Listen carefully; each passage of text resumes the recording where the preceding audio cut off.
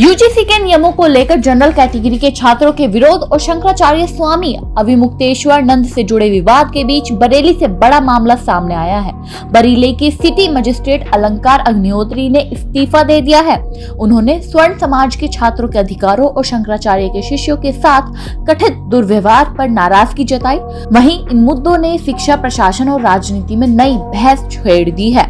विश्वविद्यालय अनुदान आयोग यानी कि यूजीसी के नए नियमों को लेकर जनरल कैटेगरी के छात्रों में असंतोष और प्रयागराज में शंकराचार्य स्वामी अविमुक्तेश्वरानंद से जुड़े घटनाक्रम को जोड़ते हुए बरेली के सिटी मजिस्ट्रेट अलंकार अग्निहोत्री ने अपने पद से इस्तीफा दे दिया।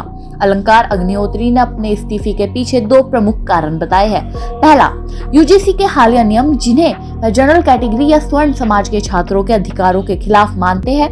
दूसरा, प्रयागराज में शंकराचार्य स्वामी अविमुक्तेश्वरानंद के शिष्यों के साथ कथित तौर पर हुई बदसलूकी, जिसमें उनकी चोटी खींचे जाने का आरोप लगाया गया है। अग्निहोत्री का कहना है कि ये दोनों घटनाएं केवल प्रशासनिक या शैक्षणिक निर्णय नहीं है, बल्कि समाज के एक बड़े वर्ग की गरिमा और अधिकारों से जुड़ी हुई है।